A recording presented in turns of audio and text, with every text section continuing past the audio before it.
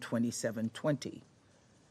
Some members have argued that the provisional measures ordered by the International Court of Justice are a reason to change course. But in many ways, the court's measures reaffirm the framework that we put in place with Resolution 2712 and 2720. The court's provisional measures order is consistent with the United States' view that Israel has the right to take action in accordance with international humanitarian law to ensure the terrorist attacks of October 7th cannot be repeated. Of course, how Israel defends itself matters.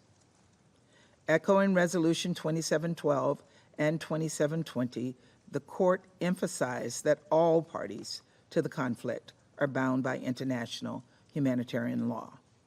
It also echoed the United States' repeated calls for Israel to take all possible steps to minimize harm to civilians and humanitarian workers, to increase the flow of humanitarian assistance, and to address dehumanizing rhetoric. In our conversations with Israel's leaders, the United States has been clear, as has this Council, about the urgent need to increase the flow of food, water, and medicine so that it reaches all those civilians in Gaza who desperately need it. But colleagues, while we all agree more must be done, and though we are all broken by the extraordinary loss of civilian lives, we must be honest about what the court did not order. Specifically, it has not ordered an immediate ceasefire. It has not made any finding that this preliminary phase of the proceedings that Israel committed genocide or otherwise violated the Genocide Convention, and indeed the United States continues to believe that such allegations are unfounded. And that rather than try and will a ceasefire into existence when the conditions to sustain it, unfortunately, don't exist, we must instead work toward a durable solution to this conflict through the hard work of on-the-ground, relentless diplomacy. Diplomacy like the kind the United States has pursued since day one of this conflict. It was through the hard work of diplomacy that we opened the gates of Rafah to the first trucks carrying assistance. It was through the hard work of diplomacy that the parties reached an agreement to release more than 100 hostages and surge aid into Gaza through an extended pause in November. And it was through the hard work of diplomacy that we will create the conditions for a sustainable cessation of hostilities as we call for it in Resolution 2720. Colleagues, a sustainable cessation will reunite the hostages with their loved ones, and it will allow critical humanitarian assistance to reach Palestinians in need.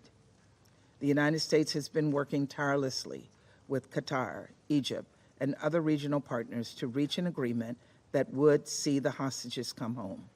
Hostages this Council has repeatedly urged Hamas and other groups to release, and who the court agrees should be freed immediately and unconditionally. The proposal on the table is strong, and it is compelling. It envisions a much longer humanitarian pause than we saw in November, and it would allow for us to get the hostages out and more life-saving food, water, and medicine into Gaza. These are extremely sensitive negotiations, so I will not go into all the details here, but I think we can all agree that this would change the situation on the ground. It would move the parties one step closer to the sustainable cessation of hostilities that we all desire. Colleagues, Hamas set this conflict in motion on October 7th when it carried out the deadliest attack against Jews since the Holocaust. It now has a choice to make. It can continue to dig tunnels, to plan for its next attack, to use civilians and civilian infrastructure as human shields, or Hamas can lay down its weapons and accept the proposal on the table to release every hostage. We all have an obligation to ensure that any action this Council takes in the coming days increases pressure on Hamas to make the right decision. Of course, for this proposal to successfully change the dynamics for the better, the UN must be situated to dramatically expand the provision of assistance. The disturbing and, according to the Secretary General, credible allegations that 12 UNRWA employees were involved in Hamas's October 7th attack on Israel have shaken confidence in UNRWA at a moment that calls for scaled-up humanitarian assistance. The United States appreciates the seriousness with which the Secretary General has approached these allegations. Terminating the employment contracts of the involved personnel was a crucial first step, and we know the Secretary General has pledged to pursue further accountability, including comprehensive independent review of UNRWA. This investigation needs to be swift, thorough, and credible. Colleagues, the United States has long been the leading donor of UNRWA. We know that this agency provides life-saving services under incredibly challenging circumstances in Gaza, and it contributes to regional stability and security through its work in the West Bank, Jordan, Lebanon, and Syria. For this reason, and for the sake of the millions of Palestinian civilians who depend on UNRWA's services, it is vital that the UN take quick and decisive action to hold accountable anyone guilty of heinous actions and to strengthen oversight of UNRWA's operations and begin to restore donor confidence.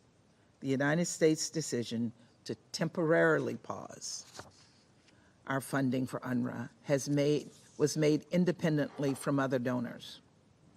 Let me be clear, it was not a punitive measure, but it is a wake-up call. We need to see fundamental changes at UNRWA to prevent this from happening again. Colleagues, the last months have been nothing short of devastating, but I hope this moment in which the international community has united behind Special Coordinator Cog can be galvanizing. We have much more diplomacy ahead of us, but the path to begin de-escalating this conflict, to begin laying the foundation for a durable peace, is clear. That is what Israelis and Palestinians deserve, a two-state solution in which both live side by side with equal measure of peace, security, and dignity. And let us all commit to making that vision a reality. Thank you, Madam President. Je remercie la représentante des États-Unis de sa déclaration et je donne maintenant la parole à la représentante de Guyana. Madam President, Guyana expresses its appreciation to the delegation of Algeria for requesting this meeting and to USG Griffiths for his briefing. We meet for the fourth time this month on the Palestinian question. Each briefing brings reports of more lives lost and an ever-worsening situation in Gaza. We remain deeply concerned about the prevailing humanitarian situation and the continuing death and destruction that have enveloped the landscape of Gaza since the fateful events of 7th October. Guyana has unequivocally condemned the October 7th attacks on Israel. We call again for the release of all hostages held in Gaza. We also call for the release of Palestinians unlawfully detained in Israeli prisons without trial. Madam President, following developments in the war and listening to the briefings by UN agencies, including what we heard today from USG Griffiths, one may be moved to wonder whether a bounty exists on the head of every Palestinian child, man, and woman.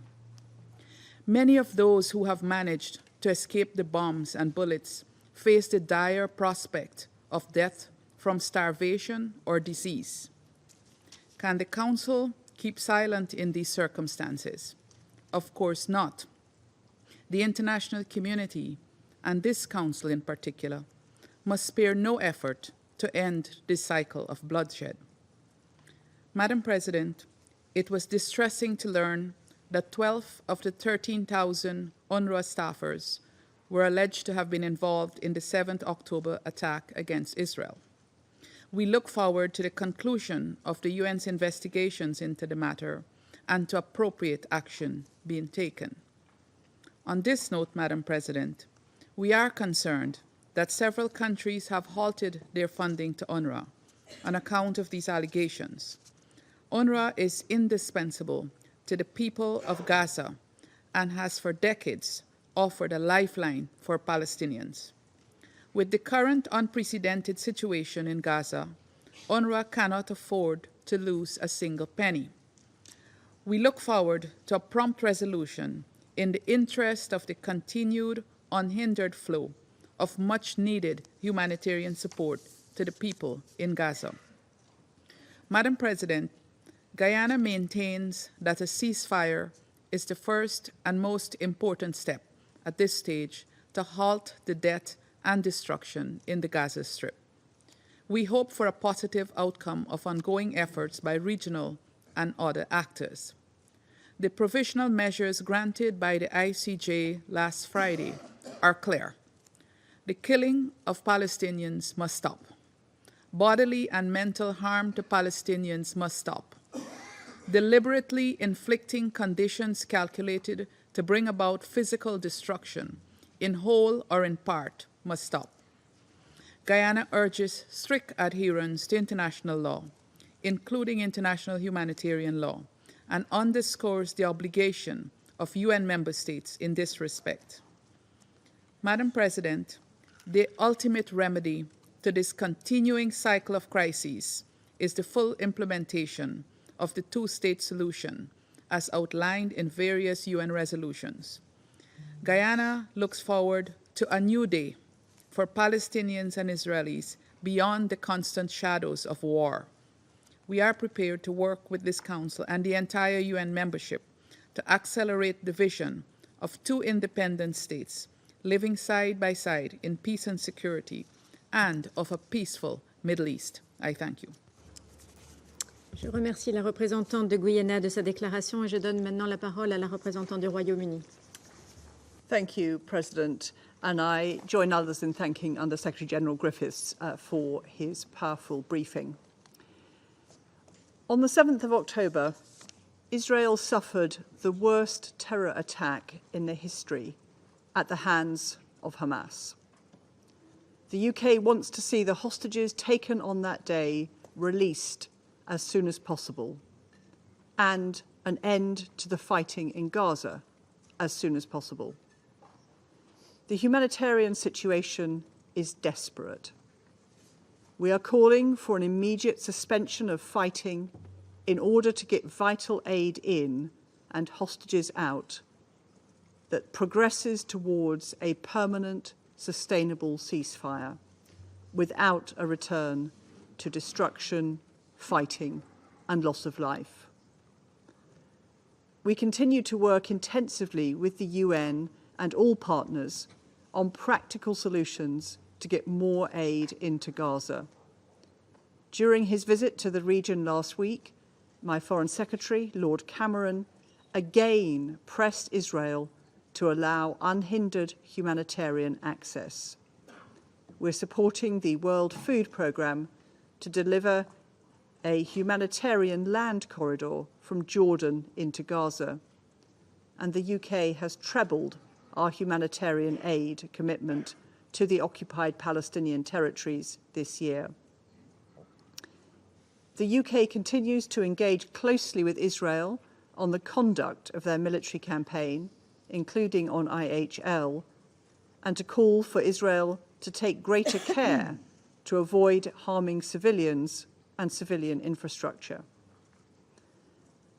The UK respects the role and independence of the ICJ.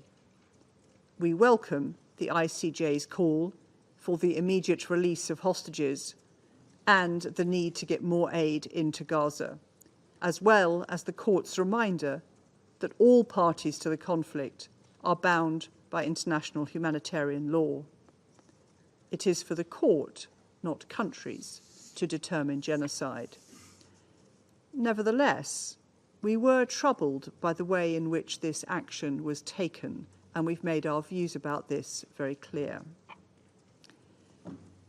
As Lord Cameron said in the Middle East last week, echoed in the Minister of State Lord Ahmed's intervention at the Security Council also last week, we believe the following 5 steps are vital.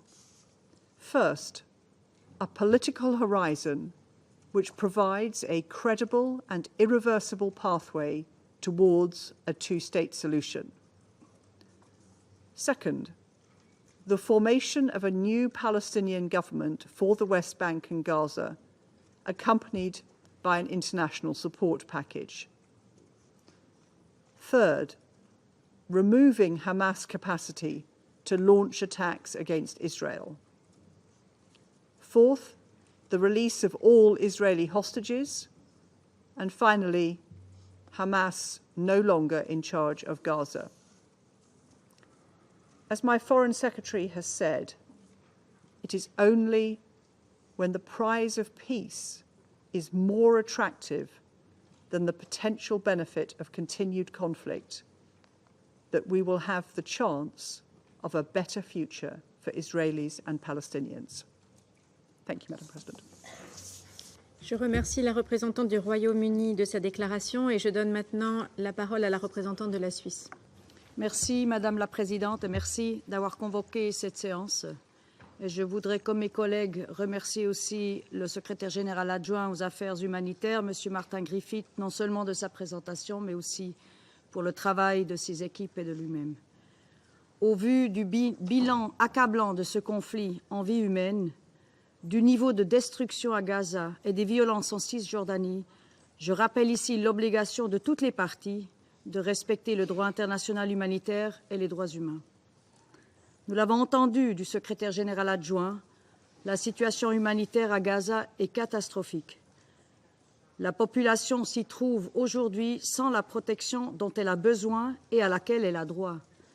Elle est assiégée, en proie aux bombardements et combats, aux déplacements répétés, à la famine et aux épidémies. Tout cela alors que le secteur de santé, et nous venons de l'entendre, est en ruine, malgré les efforts courageux des acteurs et actrices humanitaires. Cela ne peut continuer. La mise en place d'un cessez-le-feu humanitaire doit permettre l'accès rapide, sûr et sans entrave de l'aide humanitaire à la population civile dans le besoin, par tous les moyens et tous les points de passage possibles, ainsi que la libération immédiate et inconditionnelle de l'ensemble des otages, conformément au droit international humanitaire. Je réitère le plein soutien de mon pays à la Cour internationale de justice. Les mesures conservatoires de la Cour sont contraignantes pour les parties. La Suisse attend d'Israël qu'il se conforme à son ordonnance et prenne notamment les mesures nécessaires afin de prévenir la commission de tout acte de génocide et de toute incitation de le commettre. Parmi les mesures indiquées figurent également des mesures effectives à prendre sans délai pour permettre la fourniture des services de base et de l'aide humanitaire requis de toute urgence afin de remédier aux difficiles conditions d'existence auxquelles sont soumis les Palestiniens de la bande de Gaza. En Cisjordanie, les attaques de colons contre les Palestiniens et le déplacement forcé de communautés entières qui en résultent sont inacceptables, et ce dans un environnement d'impunité presque complète. En tant que puissance occupante, Israël doit s'abstenir de prendre des mesures qui introduiraient des changements permanents dans le territoire palestinien. Nous saluons la visite qui est en cours en Israël et en Cisjordanie de Madame la représentante spéciale Pramila Patten.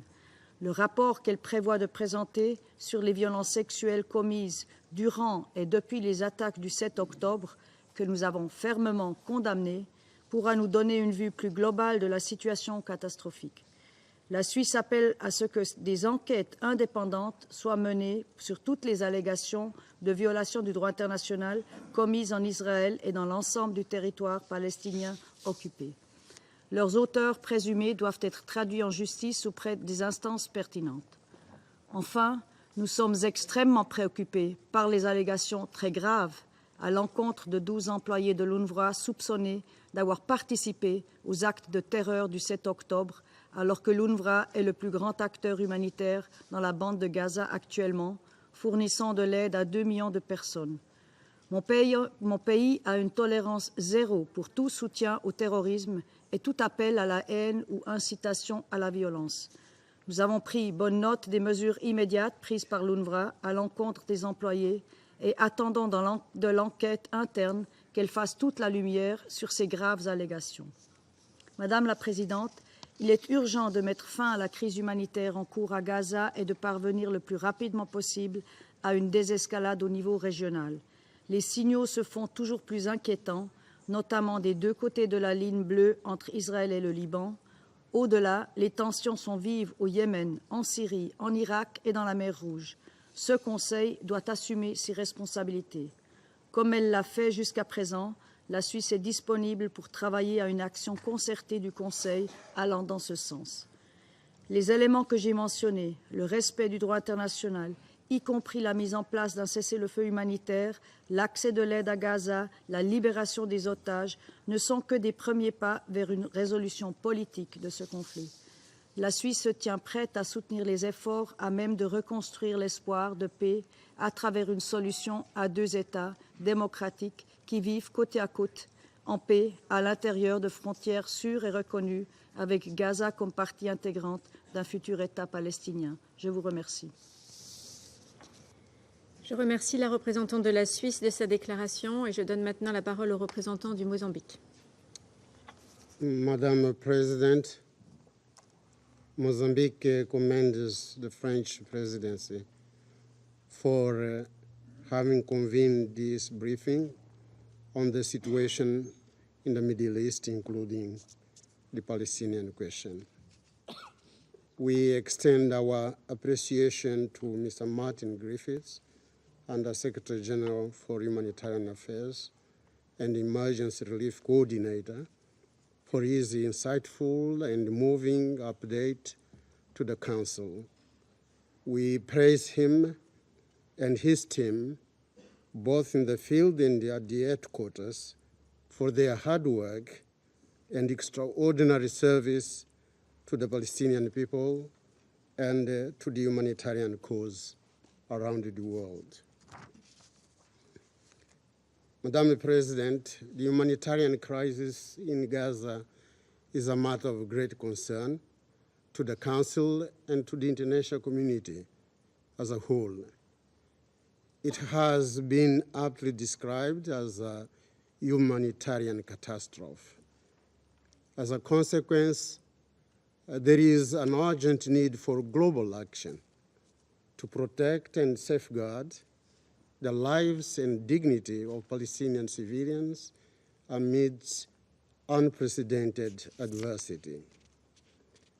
We are informed of intense fights in southwest of Gaza over the last days, causing more loss of lives and damage to civilian infrastructure. The recent reports from Gaza reveal an unprecedented hunger crisis. Therefore, the prospect of a widespread famine has become a deep concern in the humanitarian calamity in Gaza. The United Nations Relief and Works Agency has warned us that the situation is further deteriorating following funding cuts. The suspension of funding by some donors will further negatively impact life-saving assistance for over 2 million civilians, over half of them are children. They rely solely on UNRWA aid in Gaza. UNRWA is the primary humanitarian agency assisting over 2 million people in Gaza in these difficult times.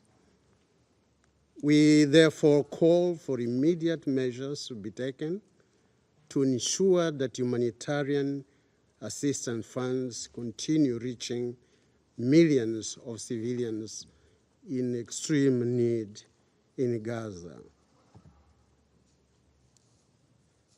In war as in humanitarian assistance, we need to reassert our firm solidarity with the suffering people of Palestine and oppose the withdrawing or suspending the much-needed aid to UNRWA under any pretext.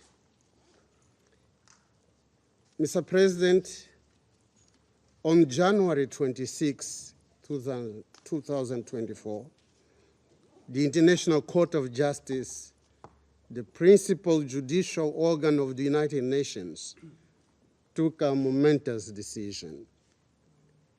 It ordered Israel to take immediate and effective measures to enable the provision of urgently needed basic services and humanitarian assistance to address the adverse conditions of life faced by the Palestinian people in Gaza.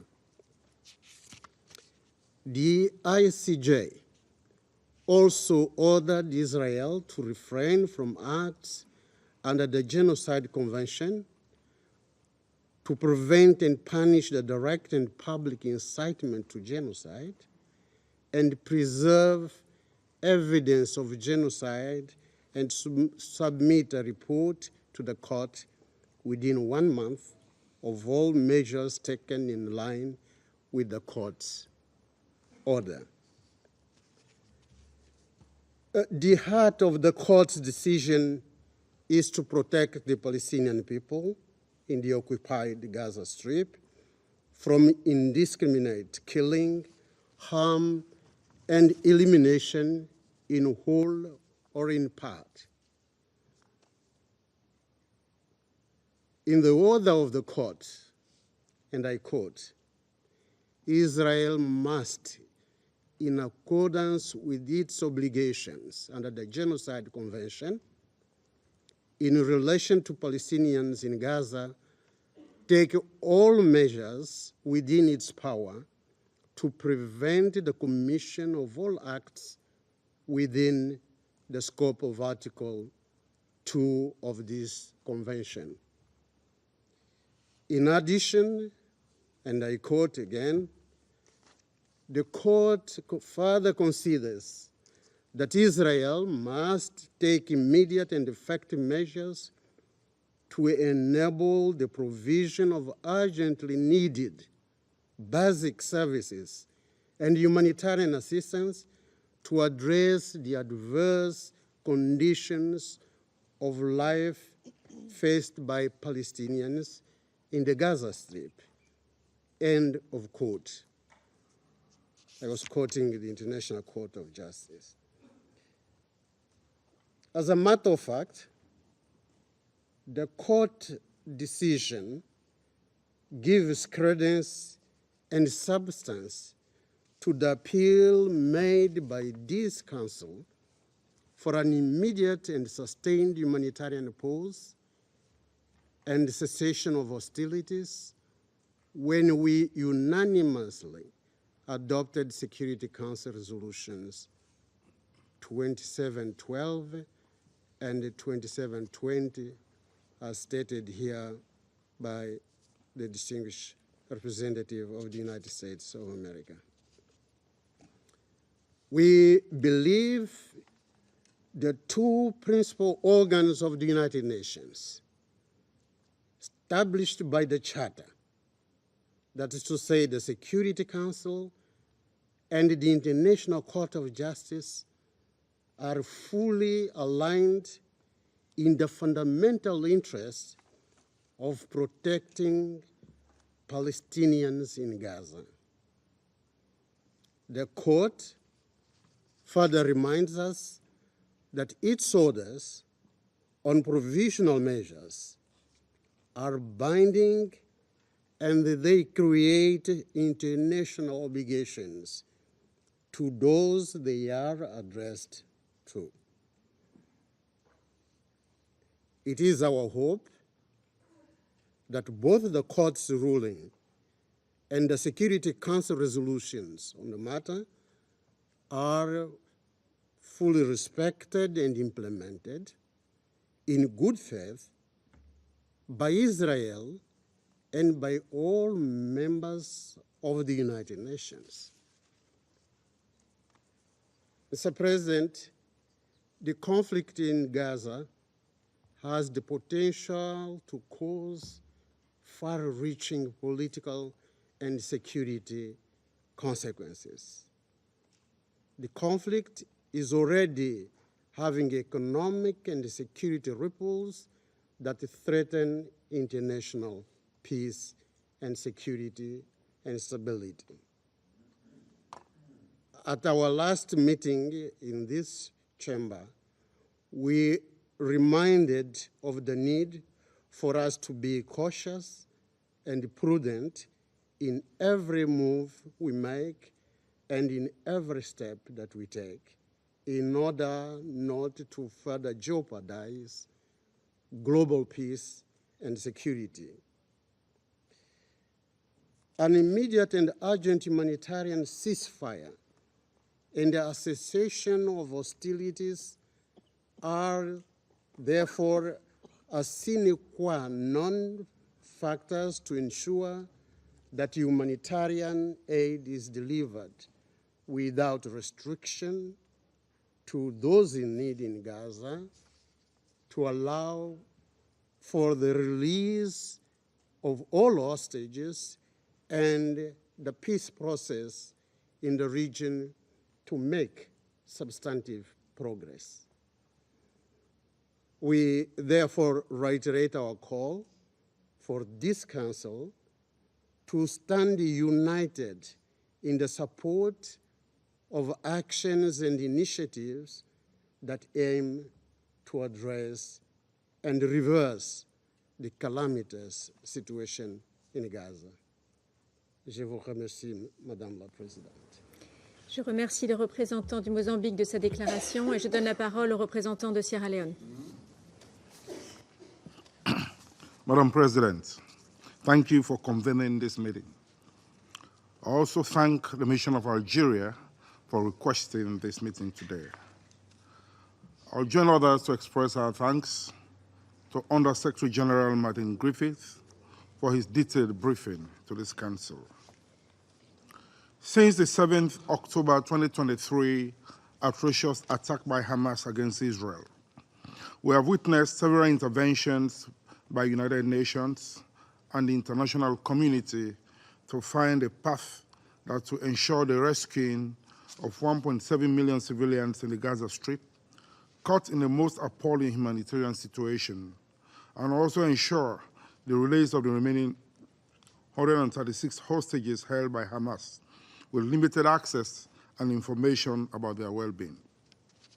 We welcome the initial briefing of the Security Council by Sigrid Kaag, Senior Humanitarian and Reconstruction Coordinator for Gaza, and look forward to the establishment of a UN mechanism that will accelerate the delivery of humanitarian consignments to the Gaza Strip that will ensure the right quantity and quality of assistance to reach the vulnerable people in a timely and a sustained manner. As we continue our engagement as a Council in finding an immediate solution to ongoing hostilities and the deteriorating humanitarian situation, and given recent developments, my delegation would like to state the following.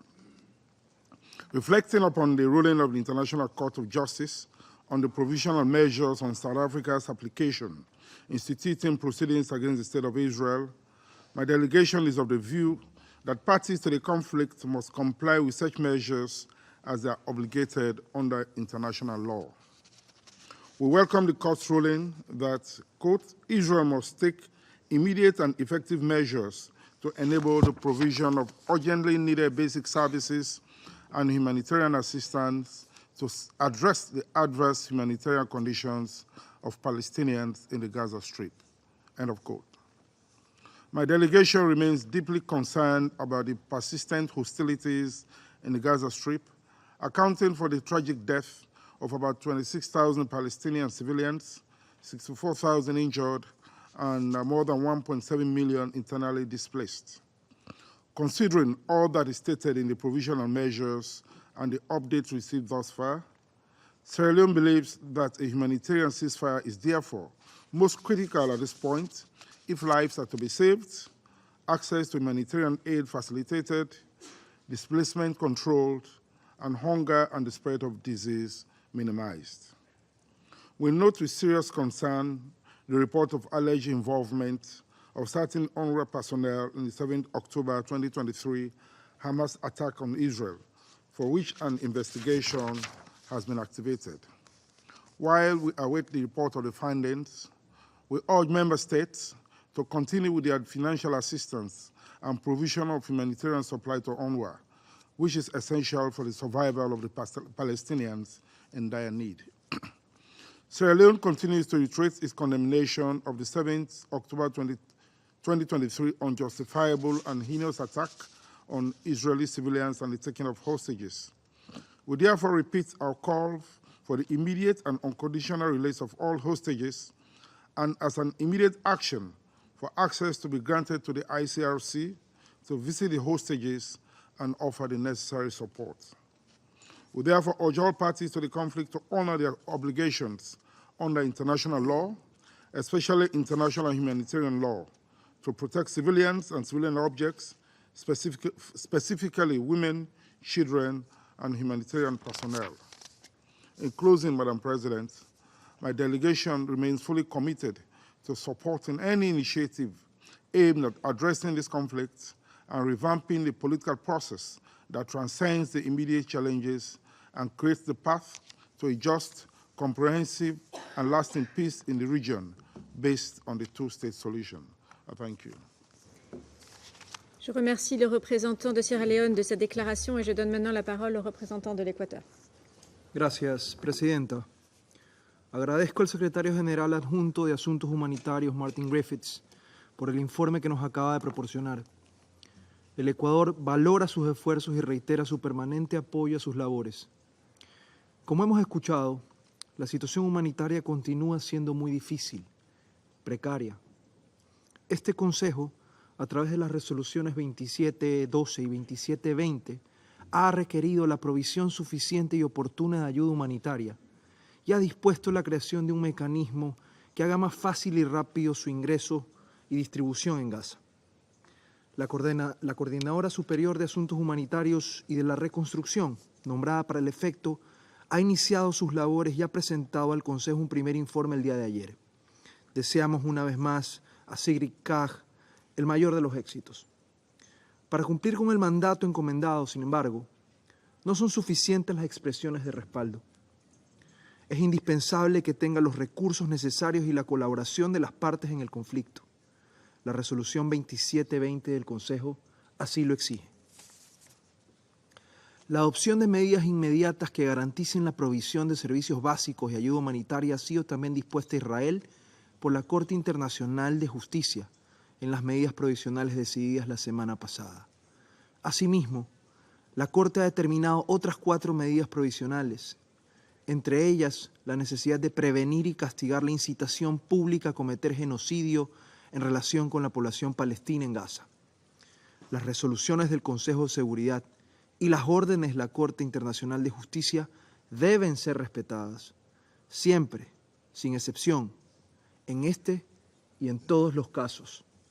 Señora Presidenta, una vez más, el Ecuador condena enérgicamente los ataques terroristas de Hamas del pasado 7 de octubre. En los últimos días hemos conocido con mucha preocupación las acusaciones de que 12 funcionarios de la UNRWA habían participado en esos ataques terroristas. Al respecto, felicitamos la rápida respuesta de Naciones Unidas. Esperamos que las investigaciones en curso permitan determinar lo sucedido tan pronto como sea posible. Y sobre todo, que se rindan cuentas ante la justicia por las responsabilidades individuales que existan. El peso de la ley debe caer a quienes hubieran cometido estos crímenes o colaborado con quienes los cometieron.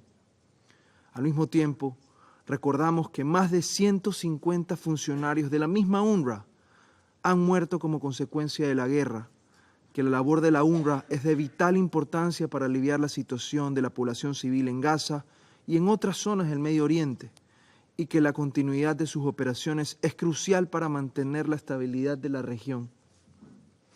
Una eventual suspensión de las actividades de la UNRWA con seguridad afectaría también a la labor encomendada a la Coordinadora superior CAG y a la implementación de las resoluciones 2712 y 2720. Señora Presidenta, colegas, el Ecuador no ha olvidado a los rehenes aprehendidos por Hamas y otros grupos que aún no recuperan su libertad. Insistimos en exigir que todos ellos sean liberados inmediatamente y sin condición alguna. Se ha conocido que están en curso negociaciones para la liberación de rehenes y un cese prolongado, ojalá definitivo, de las hostilidades.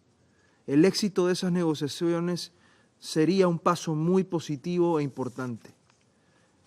El Ecuador valora y apoya los esfuerzos de quienes están involucrados en ellas y de todos los actores que de una u otra forma contribuyen a mejorar la situación humanitaria y hasta restablecer la paz. Finalmente, mi país reitera su compromiso de trabajar hacia una solución pacífica, definitiva y justa para las partes, con la existencia de dos estados, Palestina e Israel, sobre la base de las fronteras de 1967 y de las resoluciones relevantes. Muchas gracias, señora Presidenta. Je remercie le représentant de l'Équateur de sa déclaration et je donne la parole au représentant de Slovénie. Thank you very much, Madam President. I would also like to start thanking Under Secretary General Griffith for his briefing. With each briefing that the Security Council receives, the already devastating situation in Gaza is turning to worse. My minister spoke in this chamber last week at length about the need for a ceasefire in order to stop the human suffering, to deliver humanitarian assistance, to bring hostages home, to secure Gaza and Israel from attacks and destruction, to devise a plan for a political solution of two states, and so on. We appreciate efforts of all states and leaders who are trying to secure a humanitarian pause leading to a lasting cessation of hostilities. We need that pause now. Madam President, today I would like to reflect on two topics that are at the forefront of discussions with regard to Gaza these days: respect for international law and situation around UNRWA. Slovenia has been and will continue being a strong supporter of international law.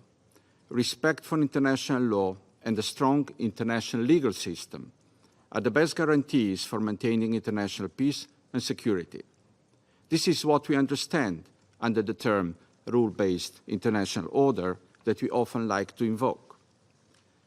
Unwavering commitment to international law includes respect for and compliance with the decisions of international courts and tribunals. Slovenia welcomes the ICJ order in the case of South Africa against Israel, indicating provisional measures. Court's orders are final and binding, and we therefore expect and call for swift and full implementation of the order. We further echo Court's concern about the fate of the hostages abducted during the attack on 7 October, and we once again call for their immediate release and for granting the ICRC access to them. Slovenia would like to underline Court's independence and voice our clear and strong support for its work. In relation to the provisional measures, we would like to emphasize that obligations under the Convention are of erga omnes partes nature, and all state parties to the Convention have a legal interest in ensuring compliance with its provisions. This includes Court's order to enable the provisions of urgently needed basic services and humanitarian assistance. As members of the Security Council, we carry additional responsibility for the implementation of the order. Madam President, since its inception in 1949, UNRWA, or United Nations Relief and Works Agency for Palestine Refugees in the Near East, has been a lifeline to millions of Palestinians in diverse areas of its assistance: education, healthcare, relief and social services, camp infrastructure and improvement, microfinance and emergency assistance, including in times of armed conflict. By providing services and administrating its installations, UNRWA has been a signal of hope and provider of essentials to generations of Palestinian refugees in Gaza, the West Bank, Jordan, Lebanon, and Syria. Many of its staff lost their lives while serving the agency and the UN. Let me express our deep concern over allegations that a number of Gazans employed by UNRWA were associated with the horrific Hamas attack on the 7th of October. Slovenia welcomes a prompt response by the Secretary General and the UNRWA Commissioner General to conduct internal and independent investigations, as well as an audit requested by the EU regarding the allegations.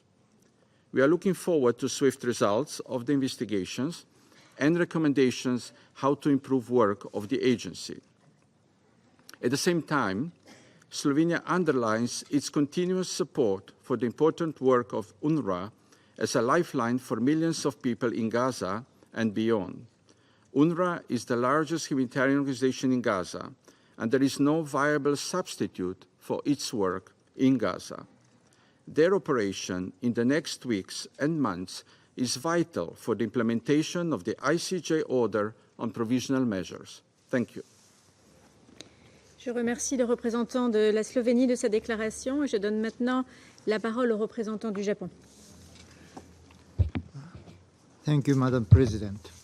I also thank USG Griffiths for his briefing.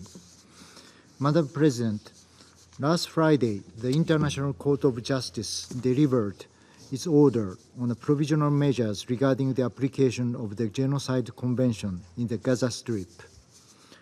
Without a final determination on whether Israel is in violation of the Genocide Convention for the present time, the ICJ ordered inter alia that Israel shall take measures to prevent genocide and its incitement and to enable the provision of urgently needed basic services and humanitarian assistance. The order on the provisional measures of the ICJ, the principal international judicial organ of the United Nations, is legally binding on the parties to the dispute. Therefore, it is to be observed in good faith. What matters most is whether we can make a difference on the ground by seizing every momentum. Japan has been continuing its sincere diplomatic efforts to improve the current catastrophic humanitarian situation in the Gaza Strip. We need to continue to address various challenges on the ground in a holistic manner. The ICJ also emphasizes all the parties to the conflict in Gaza Strip are bound by international humanitarian law, and the court is gravely concerned about the fate of the hostages taken by Hamas and others, calling for their immediate and unconditional release. Japan loudly echoes this point and once again unequivocally condemns the barbaric acts of terror by Hamas and others. We also urge Israel to comply with international law, including international humanitarian law, in exercising its right to defend itself and its people. Madam President, 1 year ago, in January 2023, Japan convened an open debate on the rule of law as President of the Security Council for the month. The essence of the rule of law is no one is above the law. Therefore, everyone must comply with the law. This is one of the core universal principles of the international community, and international peace and security can never be maintained without the observance of international law in good faith. This includes respecting the UN Charter, Security Council resolutions, international humanitarian law, and obviously orders and judgments of the ICJ. In this regard, it is deeply regrettable that not all rulings of the international courts have been respected by some countries. To achieve peace based on the rule of law, every country must abide by international law and sincerely observe the decisions of international courts, whether one likes them or not. Our commitment to the rule of law, as well as our support for the role of the ICJ, are unwavering. Madam President, together with the two recent Security Council resolutions, 2712 and 2720, Japan urges all parties to comply with international law, thereby de-escalating the situation towards a possible ceasefire, which could pave the way for a lasting peace. Despite the seemingly hopeless of the current moment, we firmly believe the two-state solution, where Israel and the future independent Palestinian state live side by side in peace and dignity, remains the only viable path for both peoples. Japan will continue to spare no effort to help realize this goal. Lastly, I need to touch upon one of the biggest challenges of the moment concerning humanitarian situation in Gaza. Japan is extremely concerned about the alleged involvement of UNRWA staff members in the terror attack on Israel on October 7 last year. We are cognizant many UNRWA staff members have been dedicated to providing essential humanitarian assistance to Gaza, and more than 150 staff sacrificed themselves. Japan strongly urges the UN and the UNRWA to conduct an investigation in a prompt and complete manner and to take appropriate measures, including strengthening governance within the UNRWA, so that the UNRWA can firmly fulfill the role it should play. I thank you. Je remercie le représentant du Japon de cette déclaration et je donne la parole au représentant de la République de Corée. Thank you, Madam President. I also thank USG Martin Griffith for his briefing. Indeed, humanitarian crisis is deepening day by day before our eyes. My delegation would like to reiterate the Republic of Korea's full and continuing support for the humanitarian activities of the United Nations, including those of the recently appointed senior humanitarian and reconstruction coordinator, Sigrid Kaag. Madam President, I'd like to affirm that the Republic of Korea respects the role of the ICJ as the principal judicial organ of the United Nations and takes note of the order issued by the ICJ on the 26th of January regarding South Africa's request for the indication of provisional measures. It is to be noted that the Council did not ascertain whether any violations of the obligations under the Genocide Convention have occurred. It was about whether the circumstances require the indication of provisional measures, as the ICJ duly pointed out. The Court also noted that its orders on provisional measures have binding effect. We strongly hope that Israel will, in accordance with the order, take immediate and effective measures, particularly to enable the provision of humanitarian assistance to Palestinians in Gaza. As emphasized by the ICJ, all parties to the armed conflict are bound by international humanitarian law. In this context, Hamas and other groups must immediately release all hostages without preconditions. Moreover, all terrorist attacks and sexual violence committed by Hamas on the 7th of October must be unambiguously condemned and fully investigated, and perpetrators must be held accountable. Last week, this Council held an open debate on the situation in Gaza, and the vast majority of the participants, including my delegation at the meeting, reiterated their calls for expanded humanitarian assistance, the protection of civilians, and the concrete steps to realize the two-state solution. The ICJ provisional measures must serve as a deterrence to any further deterioration of the already dreadful situation in Gaza. The Republic of Korea will continue to closely monitor the case as it proceeds. Madam President, for decades, the Republic of Korea has maintained amicable relationships with both Israel and Palestine. The diplomatic relations between the Republic of Korea and Israel date back to more than 6 decades ago. Meanwhile, we have strongly committed to the two-state solution in accordance with the aspirations of Palestinians and have provided a substantial amount of humanitarian and development assistance for Palestine and Palestinian refugees for many years. And our contributions to UNRWA this year quadrupled compared to last year. Madam President, it is heartbreaking to see the cycle of extreme violence and ever-deepening mistrust between our two friends, Israel and Palestine.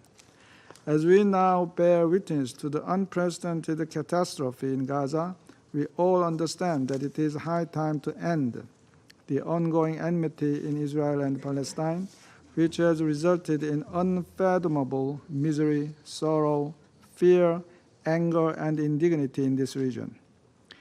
Of course, finding a resolution to this conflict has been a tall order.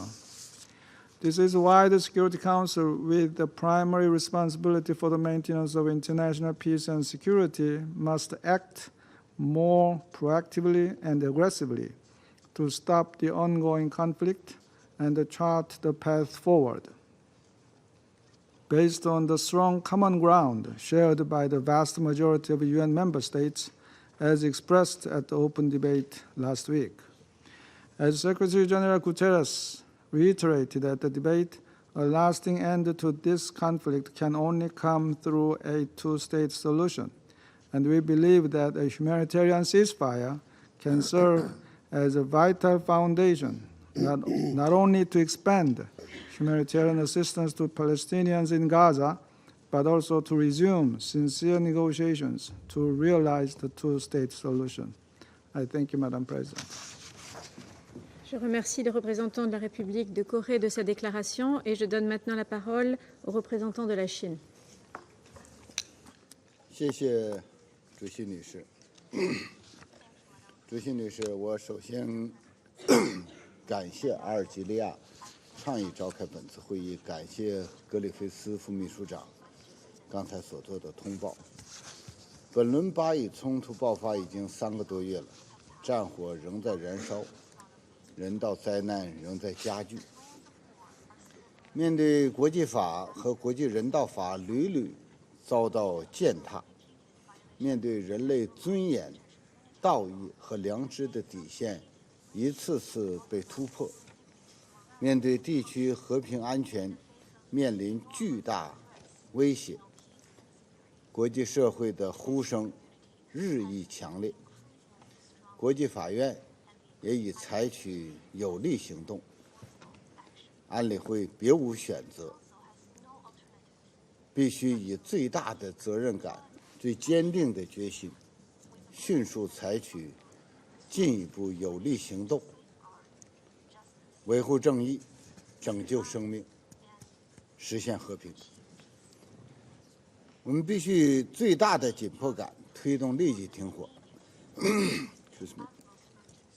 国际社会对立即实现停火早有压倒性共识，遗憾的是个别国家一味消极阻挠，军事手段无法实现真正的安全，加沙战事延宕只会导致更多的人员死亡，更大范围的地区动荡，让中东和平更加遥遥无期。安理会应采取有力行动，把全部外交努力汇聚到推动立即停火上来。以色列应立即停止对加沙地区无差别的军事进攻和毁坏，同时要全力防止加沙冲突对红海等更广泛地区的外溢影响。我们呼吁各方保持冷静克制，避免采取加剧局势紧张的行动。我们必须采取务实行动，缓解人道灾难。加沙的人道灾难前所未有，世卫组织总干事已发出警告，加沙的生存条件犹如地狱。安理会第2712号、2720号2项决议必须得到全面落实。以色列必须全面配合，停止对物资准入的层层设障，开放全部陆海空准入通道，切实保障人道机构和工作人员安全。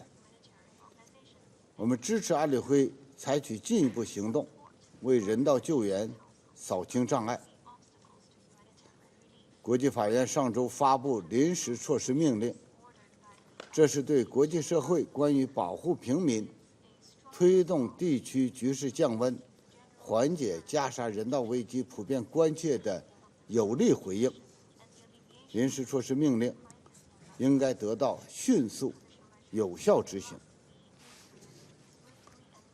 我们必须坚定不移推动落实两国方案。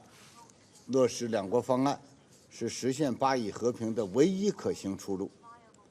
以色列必须立即停止侵蚀两国方案基础，停止针对加沙民众的强制转移，停止在约旦河西岸扩建定居点，停止针对巴勒斯坦人的搜查、搜捕和袭击。中方呼吁加大国际和地区外交努力，重塑可信多边进程，倡议召开更具规模、更大范围、更有实效的国际和会，尽快推动形成落实两国方案的时间表和路线图。我们支持巴勒斯坦成为联合国正式会员国。主席女士，我们注意到有关UNRWA员工参与10月7日袭击的指控，支持联合国开展独立、公正、客观的调查。同时必须指出，有关个案不应分散对加沙局势的关注和推动实现停火、缓解人道灾难的努力。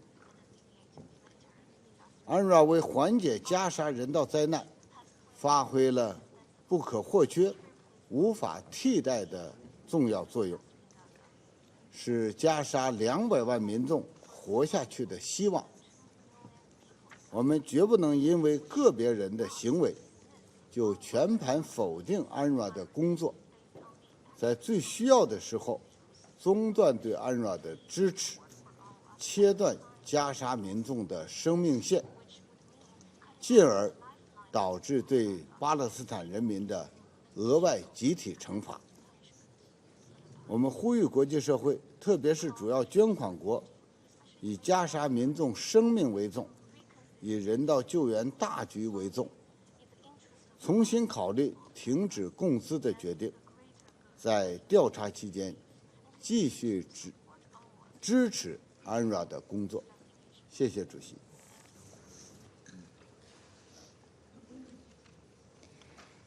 Je remercie le représentant de la Chine de sa déclaration et je donne la parole au représentant de la Fédération de Russie. Госпожа председатель, благодарим Мартина Гриффитса за объективные оценки катастрофической ситуации в секторе Газа. Российская Федерация поддержала инициативу Алжира по созыву сегодняшнего заседания Совета по положению в зоне Палестино-израильского конфликта. Конфликт длится уже почти 4 месяца. Колоссальные цифры потерь и разрушений, которые мы все знаем, говорят сами за себя. Более 26 тысяч человек, включая женщин и детей, стали жертвами неизбирательных бомбардировок и силовых действий военных. По меньшей мере 65 тысяч человек получили ранения. 80% всего населения сектора стали внутренне перемещенными лицами. Ввиду отсутствия беспрепятственного гуманитарного доступа на север анклава и в его южные районы, прежде всего в Хан-Юнис, где израильские военные 8-й день подряд осаждают больницу Аль-Амаль, а также масштабного уничтожения объектов гражданской инфраструктуры, по сведениям, до 50%. над Газой нависли не менее смертельные угрозы голода и эпидемии инфекционных заболеваний. Руководство ООН на всех уровнях в один голос твердит об императиве срочного и повсеместного прекращения огня в качестве обязательного условия налаживания гуманитарного содействия в необходимом масштабе. Со своей стороны последовательно и неизменно выступаем за немедленное гуманитарное прекращение огня. При этом речь, конечно, в первую очередь идет о секторе Газа, но и силовые рейды вооруженных сил Израиля на западном берегу реки Иордан, а кадры штурма госпиталя в населенном пункте Дженин облетели уже весь мир, наравне с обстрелами на голубой линии с Ливаном и произвольными ударами по территории Сирии, нужно остановить безотлагательно. Ведь без прекращения боевых действий невозможны ни полноценный гуманитарный доступ ко всем нуждающимся, ни освобождение всех заложников, ни реанимация процесса палестино-израильского урегулирования на международно признанной основе. Мы неоднократно публично заявляли, что атака против Израиля 7 октября, в ходе которой погибли мирные израильтяне, заслуживает всяческого осуждения. Но она не может и не должна становиться оправданием для коллективного наказания миллионов палестинцев и действий, рискующих дестабилизировать весь регион Ближнего Востока. Госпожа председатель, на этом трагическом гуманитарном фоне резонансным стало решение ряда западных доноров во главе с США приостановить финансирование БАПОР в связи с подозрением причастности его сотрудников к атаке 7 октября. В этом контексте разделяем позицию руководства секретариата о важности проведения тщательного и транспарентного расследования выдвинутых обвинений. Важно при этом, чтобы учитывались не только сведения, поступающие из Израиля, но и информация от палестинцев. Однако эта ситуация не должна становиться поводом для коллективного наказания миллионов нуждающихся палестинцев и тысяч сотрудников агентства, добросовестно выполнявших и выполняющих свои обязанности на протяжении 75 лет. Подозрения в отношении 12 бапоровцев не могут и не должны использоваться для дискредитации всей структуры агентства и подрыва его ключевой и безальтернативной деятельности по оказанию поддержки почти 6 миллионам палестинцев на ОПТ и в соседних арабских странах. Руководство ОПОР заявило, что в условиях приостановки финансирования со стороны ключевых доноров решение, мотивация которого вызывает у нас целый ряд вопросов, агентство, которое и так испытывает хроническое недофинансирование, не сможет работать в секторе Газа и в регионе в целом после февраля сего года. Этого нельзя допустить. В складывающихся условиях особую тревогу вызывает провокационная риторика ряда представителей руководства Израиля, которые призывают не только к продолжению военной операции в секторе Газа, но и к ликвидации присутствия в анклаве Бапор и насильственном перемещении палестинцев из мест их постоянного проживания. Подобный сценарий не должен быть реализован ни при каких обстоятельствах. Следует также немедленно остановить приобретающий массовый характер насилия со стороны израильской армии и еврейских поселенцев на Сбри. Госпожа председатель, прискорбно, что в этих условиях Совет Безопасности ООН пока так и не смог принять ни одного продукта с требованием прекратить насилие из-за позиции одной делегации Соединенных Штатов, блокирующей все усилия и инициативы по остановке кровопролития на оккупированных территориях и предоставляющих Израилю карт-бланш на продолжение коллективного наказания палестинцев. В свою очередь, беспомощность Совета и его неспособность к исчерпывающим коллективным мерам приводит к тому, что нынешний виток насилия на ОПТ провоцирует расширение географии конфликта на весь регион. Агрессивные действия наших коллег по СБ, Соединенных Штатов и Великобритании в Красном море напоминают о худших временах варварских и незаконных натовских бомбардировок Югославии, Афганистана, Ирака, Ливии и Сирии. При этом бессовестно эксплуатируются тезисы о борьбе с терроризмом и так называемом праве на самооборону. Категорически осуждаем агрессию против Йемена, предпринятую без соответствующих санкций Совета Безопасности. В очередной раз подчеркиваем, что неправомерные и провокационные действия Вашингтона и Лондона представляют прямую угрозу международному миру и безопасности, подрывают миропорядок, основанный на верховенстве международного права и центральной роли ООН. При этом мы отмечаем активную позицию подавляющего большинства членов международного сообщества, не желающего молчаливо наблюдать за устроенной израильтянами под прикрытием Соединенных Штатов зачисткой территории Газы.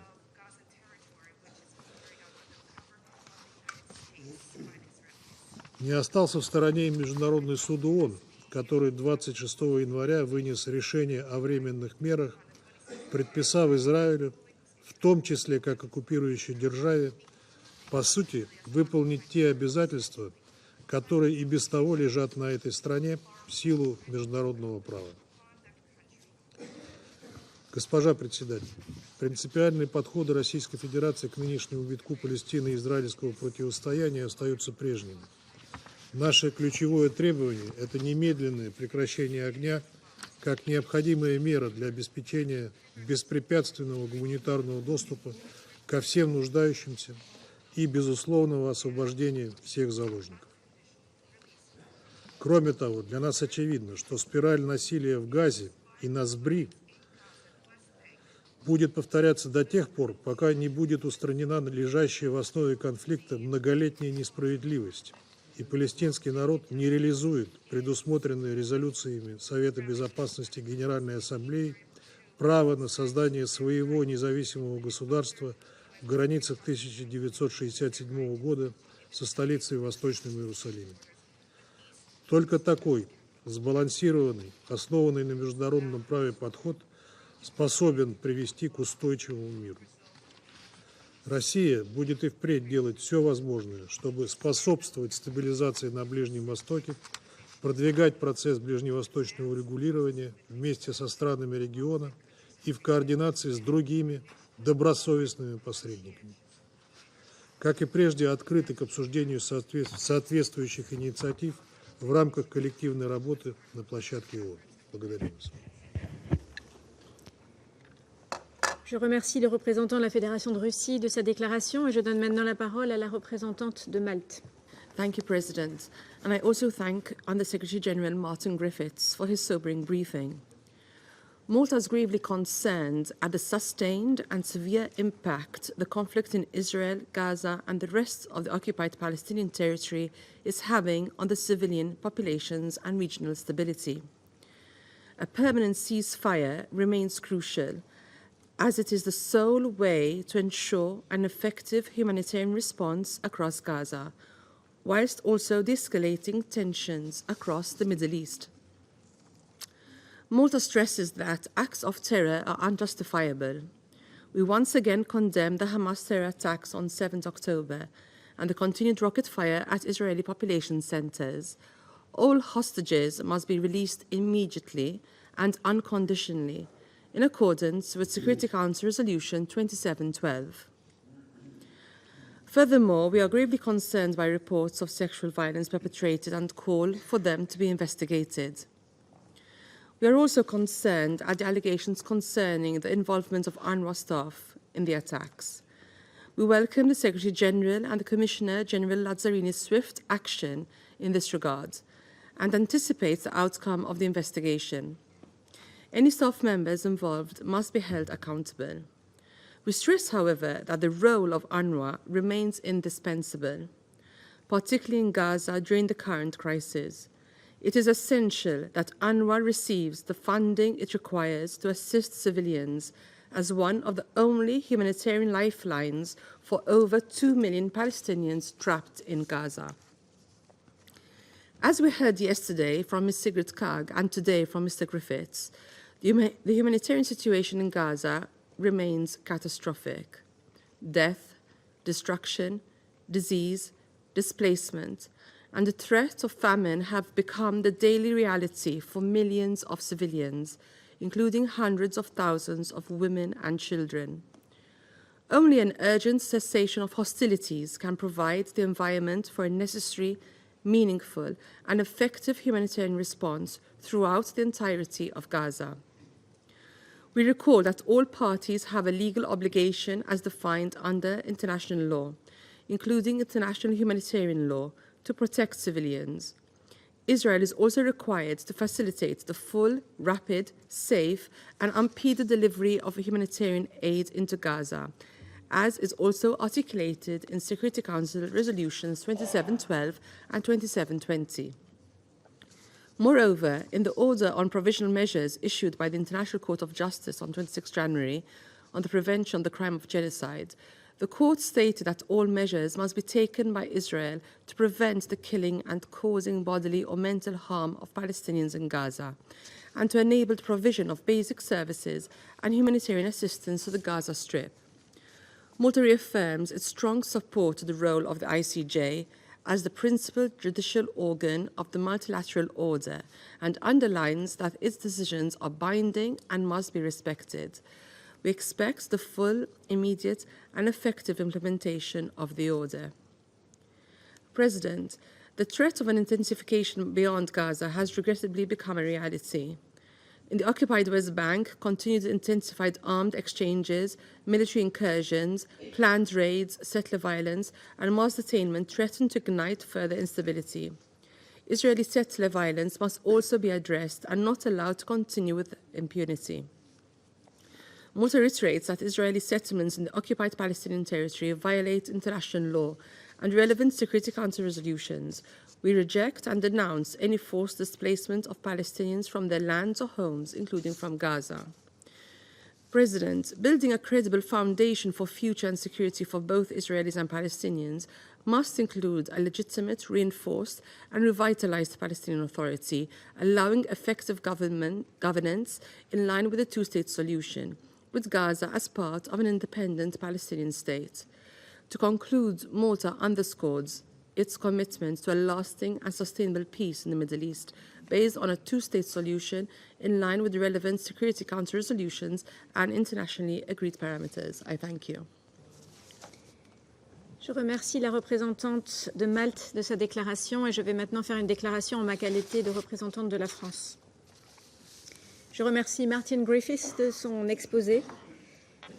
La France rappelle que les otages doivent être libérés immédiatement et sans condition et considère que ce Conseil doit être en mesure de condamner les attaques terroristes du 7 octobre commises par le Hamas et des groupes terroristes ainsi que les violences sexuelles et sexistes. À l'initiative de la France et d'autres pays européens, l'Union européenne a établi un régime de sanctions contre le Hamas. Sur le terrain, œuvrer immédiatement en faveur d'un cessez-le-feu durable est plus que jamais urgent. Israël doit se conformer au droit international humanitaire qui impose en tout temps, en tout lieu, des principes clairs de distinction, de nécessité, de proportionnalité et de précaution. Martin Griffiths l'a souligné, il est impératif de lever les obstacles pour garantir l'accès humanitaire et pour mettre pleinement en œuvre les résolutions 2712 et 2720 de ce Conseil. La France restera solidaire des Palestiniens de Gaza. Nos actions pour leur porter assistante sont concrètes.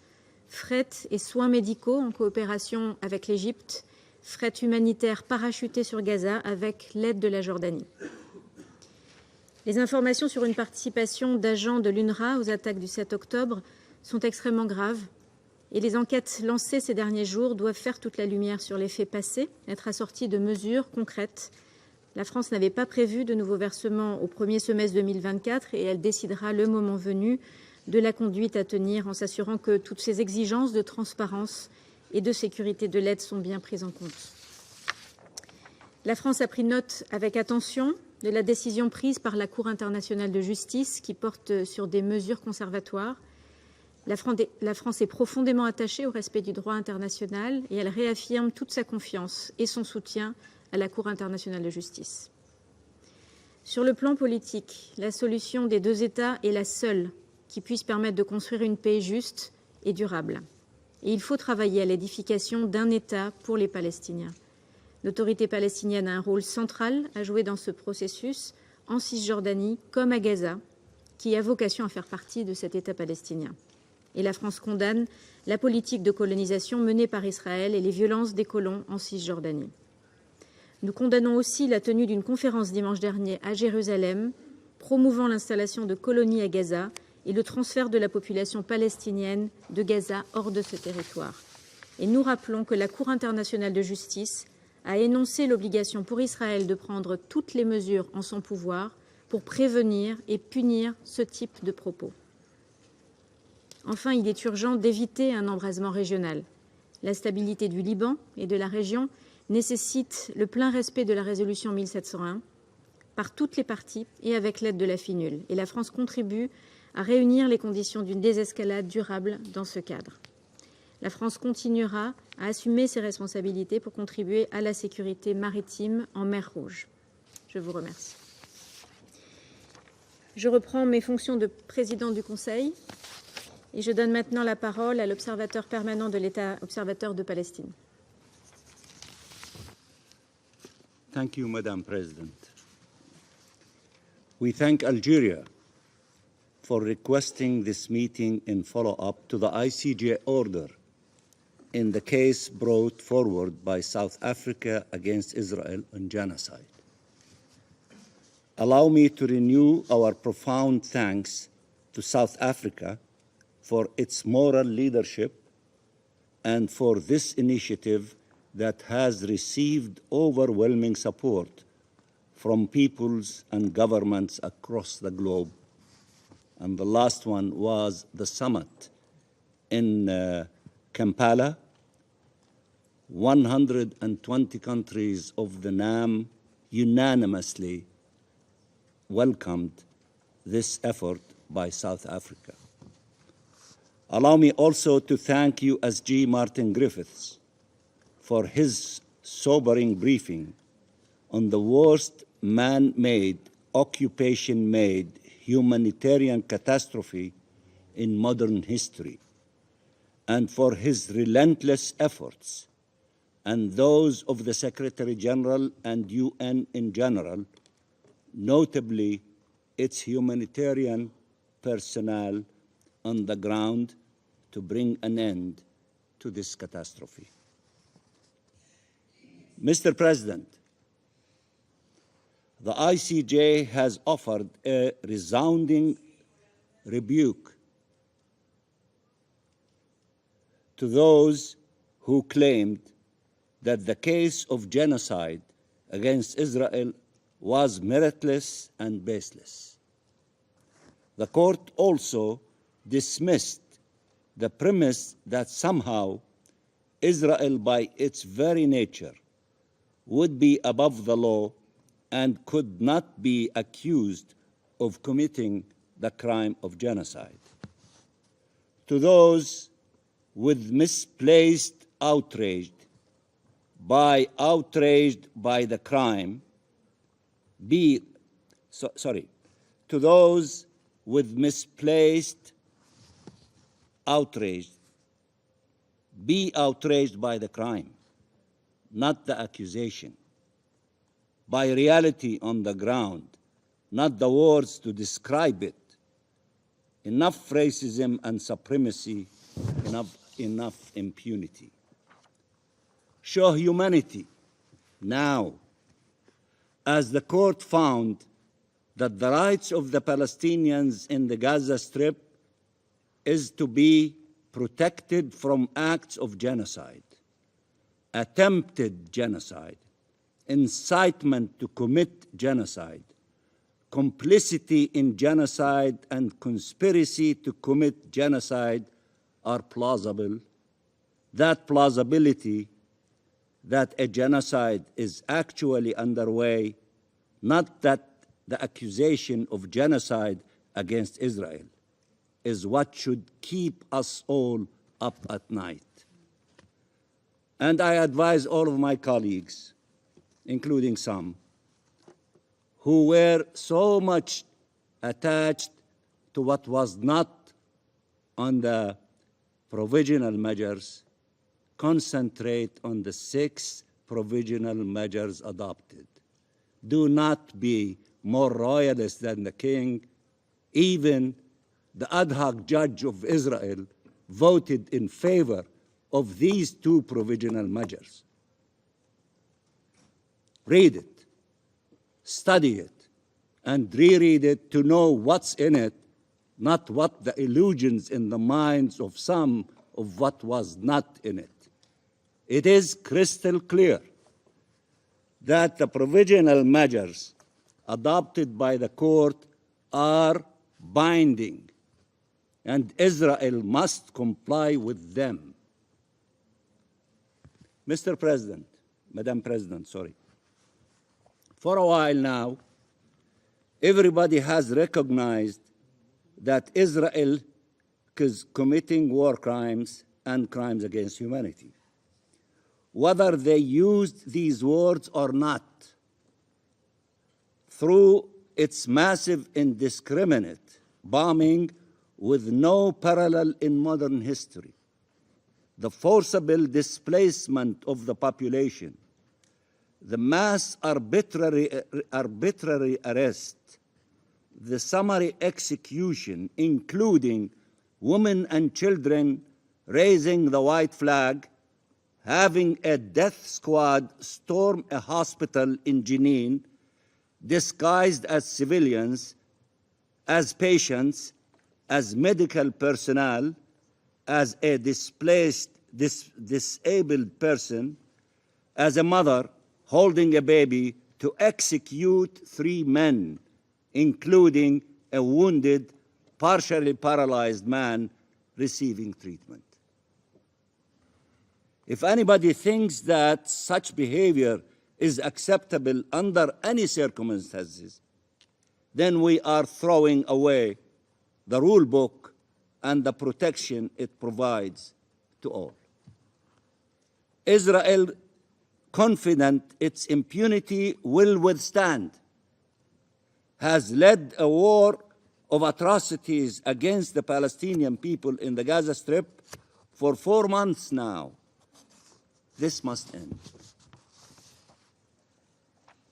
Mr. President, this Council and the Court have called for protection of civilians. Israel instead is targeting them and persisting with its mass indiscriminate attacks. This Council and the Court have called for allowing the humanitarian assistance to reach the Palestinian population through the Gaza Strip. Israel has instead maintained the siege, orchestrating famine and creating the conditions for spread of dehydration and epidemics, diseases, including among children. This Council and the Court have called to stop incitement for atrocities, crimes, and to hold accountable those responsible for such incitement. Israel instead doubled down. 12 ministers of the Netanyahu government took part in a conference to recolonize Gaza and to get rid of the Palestinians there. The continuation of a long-standing policy of displacement and replacement of the Palestinian people. Hundreds chanting and dancing, celebrating the commission of such crimes. Madam President, the Court upheld its responsibility in its provisional measures. For these provisional measures to be implemented, there has to be a ceasefire, although the burden is in Israel to implement the 6 provisional measures. But you are not assuming your responsibility in adopting a resolution to call for a ceasefire to allow the work and the provisional measures ordered by the court to be implemented. When are you going to act accordingly if you are really serious about respecting your obligations of honoring the ruling of the court? That requires a ceasefire so that Israel can implement, regardless of whether it can or not, it has to implement. But if you want to help Israel, adopt a ceasefire so that it has no excuse not to implement the 6 provisional measures by the court. Madam President, what do we do when atrocities are being committed? When they are not only an integral part of the methods of war used by the occupation power, but its primary policy. We must put an end to them. From day one, we said that this can only be accomplished by a ceasefire. And we keep repeating, ceasefire, ceasefire. The SG, he said, I need 3 things: ceasefire, ceasefire, ceasefire. Martin Griffiths repeat the same thing. Every agency of the United Nations is saying we cannot implement what needs to be implemented without a ceasefire. And yet, the Security Council, after 115 days of this abhorrent, criminal war against our people in the Gaza Strip, is continuing. 15,500 children at least have been killed while we were debating here, month after month. Over 26,000 Palestinians have been killed in terrifying circumstances. 2.3 million people have gone through hell every single day for 120 days, and this hell will haunt them long after this assault ends. They are trying to cheat death over and over again, running for safety over and over again, though it is nowhere to be found, until the international community musters the resolve to save them and to stop this war and these atrocities. 13 members of this council have voted for an immediate humanitarian ceasefire, and 153 member states have supported such a ceasefire in the General Assembly. With now the risk of genocide recognized by the ICJ, it would be criminal not to act to put an end to this war of atrocities. Madam President, Netanyahu said, and I quote, "No one will stop us, not The Hague, not the axis of evil, and not anybody else," end of quotation. Spoken like a true war criminal. His genocidal words quoted by the court are evil. His genocidal acts are evil.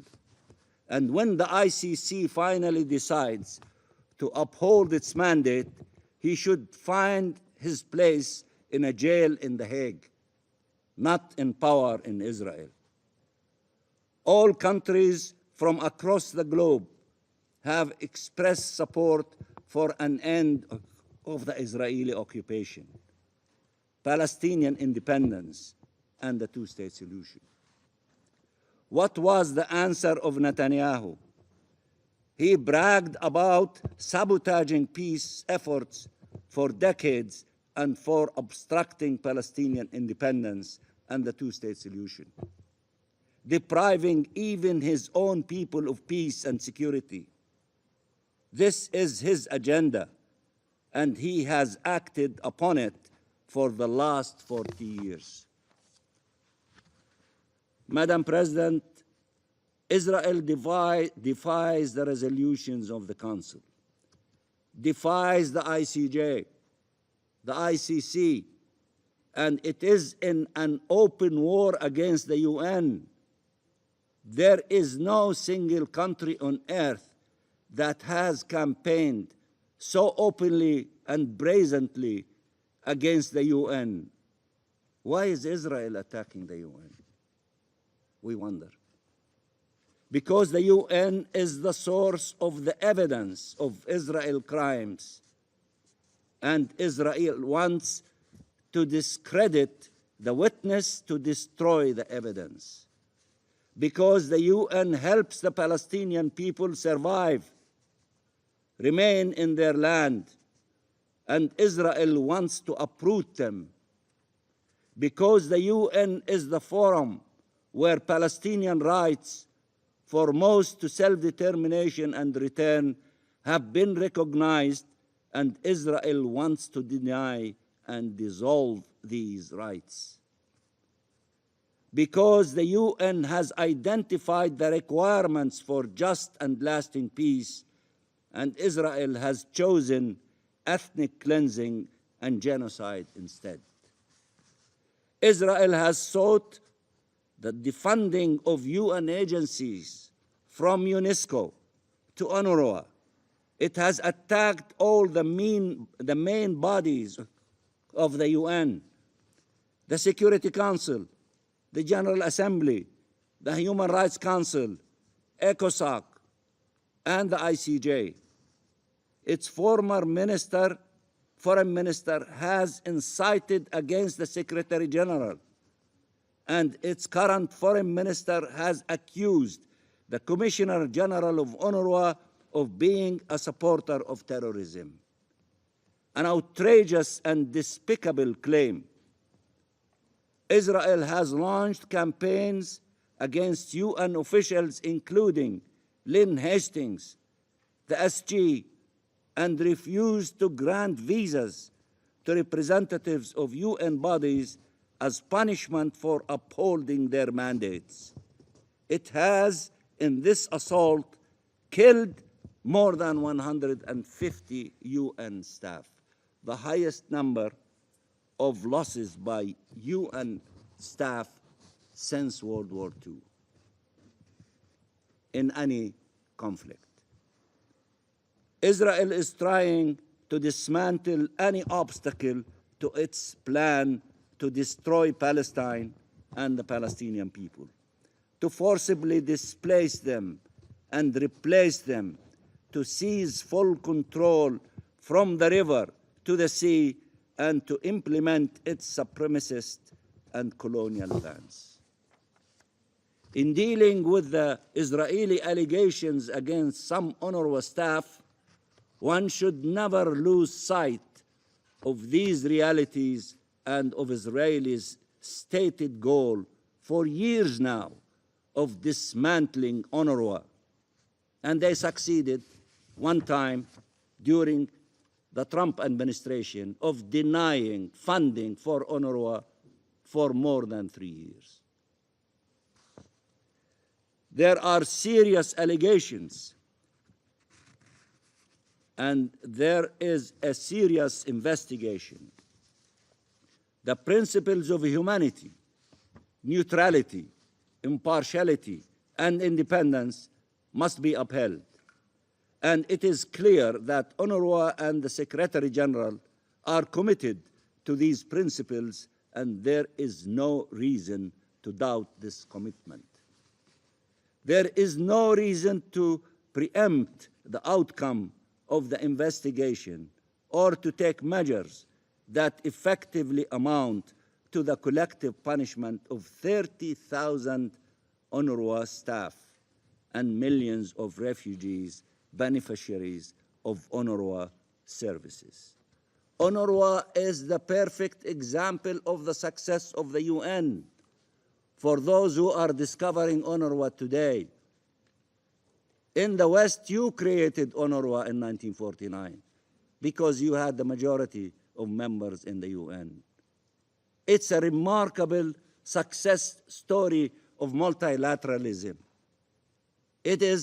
We should all of us be proud that we have an organization like UNRWA in the UN system that has been doing a remarkable job in servicing in a humanitarian way the millions of the Palestinian refugees for 75 years. It is our collective duty to protect it, to fund it, to allow it to carry its humanitarian, mandate, especially in these days.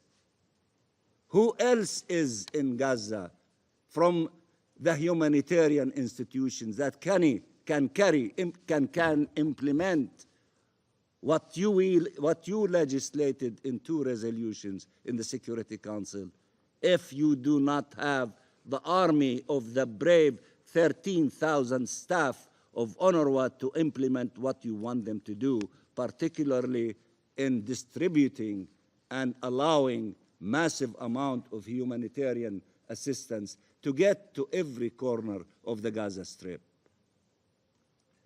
But do not fall in the trap of the Israeli government that want to destroy UNRWA.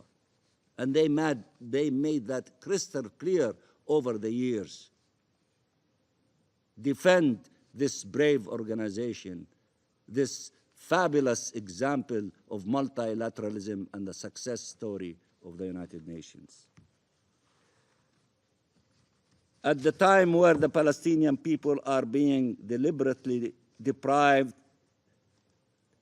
of the requirements of life, of what they need for their survival in Gaza, undermining UNRWA would be inhumane, cruel, and irresponsible. Since you all recognize the importance of UNRWA's role and its invaluable contribution, I trust that those who decided to suspend their funding will speedily revise their decision. We appealed to you yesterday, and we supported the appeal of the Secretary General for those to reconsider, because UNRWA deserve to be funded by those who have been doing a great job in funding over so many years, and we always express our gratitude to you for your generosity in funding UNRWA. Madam President, the choice is clear, more than ever. Either allow Israel to dismantle the international law-based order or uphold its rule. It is time to end Israeli impunity, from colonialism to apartheid, from ethnic cleansing to genocide. When is it time to tell Israel enough is enough? The policy of cajoling Israel has brought to power the most openly supremacist and racist government in the history of Israel. Only accountability can help us correct course. Our roadmap is clear. Stop the genocide, ceasefire, justice, freedom, peace.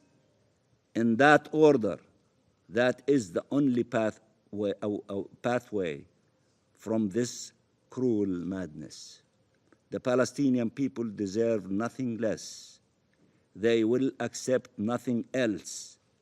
Justice is what they have been denied for far too long. Freedom is their birthright. Peace is our common goal and horizon. And I thank you, Madam President. Je remercie l'observateur permanent de l'État observateur de Palestine de sa déclaration et je donne maintenant la parole au représentant d'Israël. Thank you, Madam President. On October 7th, an actual genocidal terrorist organization that openly and proudly declares its genocidal agenda perpetrated actual genocidal acts. That same organization continues to attack Israel, to hold hostages in brutal conditions, and declares regularly its intention to repeat its atrocities again and again and again. And yet none of this has merited serious attention, let alone condemnation by this Council or anything approaching the condemnation and revulsion it should merit in United Nations reports. The message to Israel's citizens and to the hostages, not only from some addressing this Council, but too often from the Council itself, has been, your humanity does not matter to us. You're not deserving of protection. Instead, Madam President, we are witness to an obscene inversion of reality. It is not Hamas that is being charged with genocide. It is not its supporters in Tehran and Pretoria that are being held to account. It is the country that is the victim of Hamas's genocidal campaign that is again and again and again the subject of outrageous accusations, the more extreme the better, that hinge on telling a story in which Hamas, its abuse of civilians and civilian infrastructure, and its utter brutality simply disappear.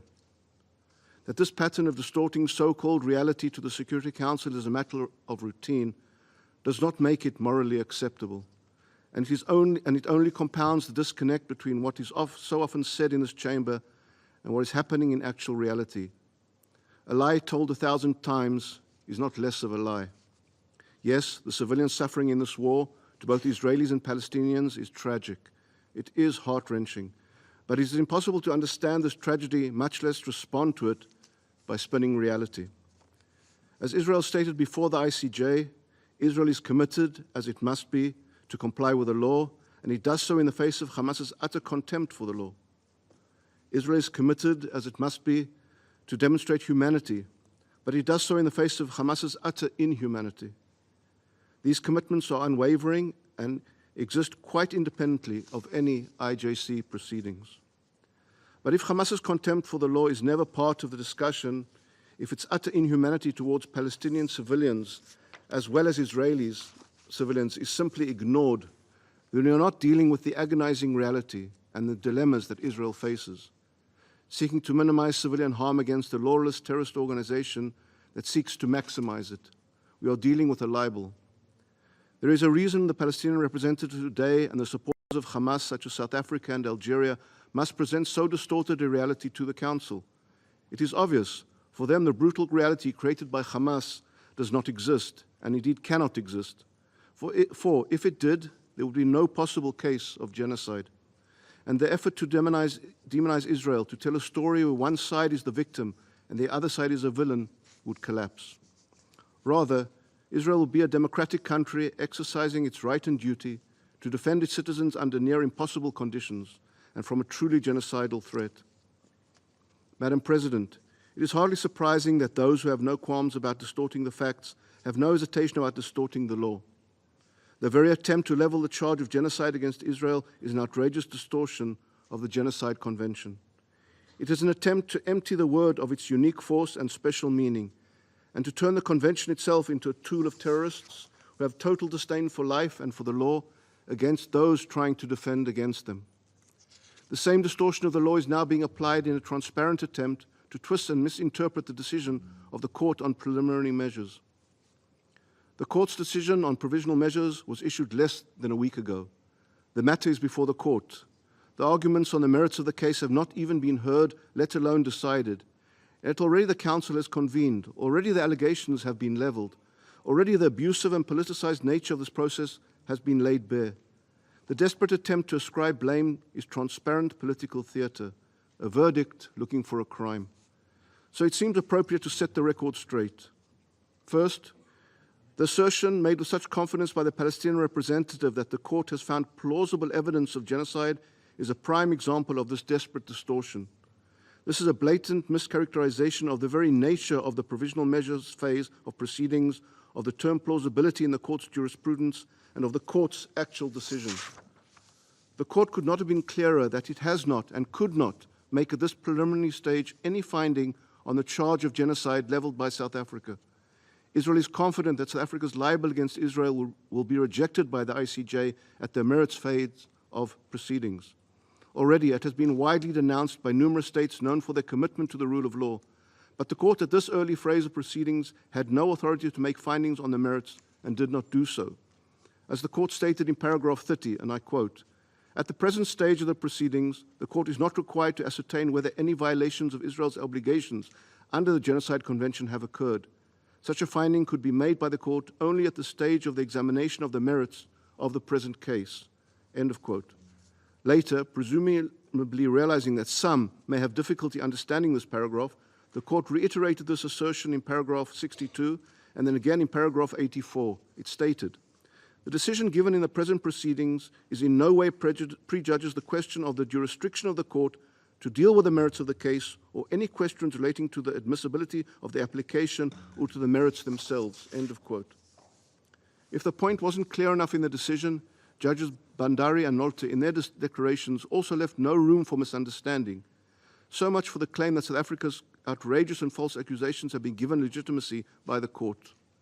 Second, the supporters of Hamas genocidal terrorism are similarly and ludicrously trying to assert that the court has called on Israel to cease its military operations. The opposite is the case. In fact, the court unanimously and rightly rejected South Africa's vile attempt to undermine Israel's inherent right to defend itself against the genocidal terrorists of Hamas. Not a single judge suggested otherwise, nor could they have. The very idea that Israel would be denied this fundamental right while Hamas would be free to continue its terrorist onslaught and hold hostages in brutal captivity is morally and legally unthinkable. Indeed, by emphasizing that both parties to the conflict are bound by international humanitarian law, the court clearly indicated that it understands that military operations will continue.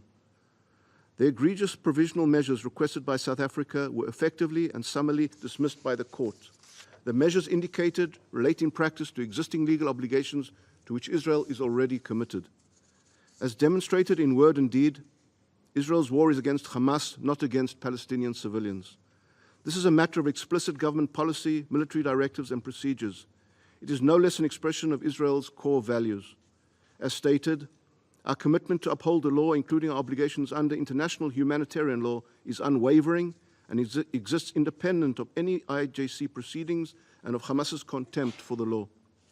In this context, Israel remains committed to mitigating civilian harm and to facilitating access to humanitarian aid according to the law, despite all the challenges, while also seeking to assure, as this Council noted in Resolution 2720, both its humanitarian nature and that it reaches its civilian destination and is not stolen by Hamas. Israel is continuing to work with international stakeholders to further advance this objective. Israel is also committed to preventing incitement. Like every law-abiding democracy, Israel makes rigorous efforts to draw the line between permissible statements, even those that express pain and outrage in times of crisis, and those which go beyond the limits of free speech. As Israel's Attorney General stated publicly recently, any statement calling for intentional harm to civilians contradicts the policy of the State of Israel and may amount to a criminal offense, including the offense of incitement. Several such cases are currently being examined by Israeli law enforcement authorities. And Israel also respects the role given to the ICJ for the settlement of disputes.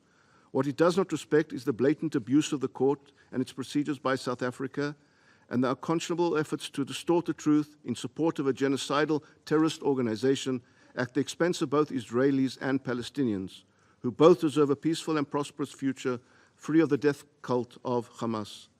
Finally, Madam President, it is quite telling that in the warped description of the court's decision by Hamas's defenders, no mention is made of the court's grave concern for the hostages and its unequivocal call for their immediate and unconditional release. Nor, of course, is mention made of the call of one of the judges for South Africa to use its warm relations with the terrorist organization to help secure the hostages' release. It is telling, but not surprising. Nothing about the description we have heard of the court's decision, nothing about this grotesque use of the ICJ, nothing about the breathless convening of this meeting of the Security Council has to do with the law. It is about distorting the facts and the law so that they can be used as a weapon, and it's an assault on the integrity of the ICJ as an institution as much as it is an assault on the truth. It should be treated by this Council accordingly. Many today have raised the issue of UNRWA and the active and direct role that employees of this UN agency played in the October 7th massacre. Israel welcomes the decision of many countries to suspend their funding to UNRWA and calls for an in-depth, independent and transparent investigation into the agency's conduct in the Gaza Strip, both regarding the involvement of UNRWA employees in the October 7th massacre and regarding the employment of Hamas operatives and the involvement of terrorist elements in its activities. Madam President, incredibly, the Security Council has convened again and again to discuss the situation, to discuss the spin and distortions of Hamas's supporters, and yet it still has been unable to condemn the massacres of October 7th by the genocidal terrorists of Hamas, their genocidal incitement, or their reprehensible terrorist strategy that causes untold suffering to both Israeli and Palestinian civilians. Until it does, this Council will fail to meet its responsibilities. It will continue to be abused as a forum where lies can be told, where the law can be manipulated to serve its greatest violators, where the victims of terrorism will feel abandoned, and where, in the words of Judge Barak at the ICJ, the crimes of Cain can be attributed to Abel. I thank you. Je remercie le représentant d'Israël de sa déclaration et je donne maintenant la parole à la représentante d'Afrique du Sud.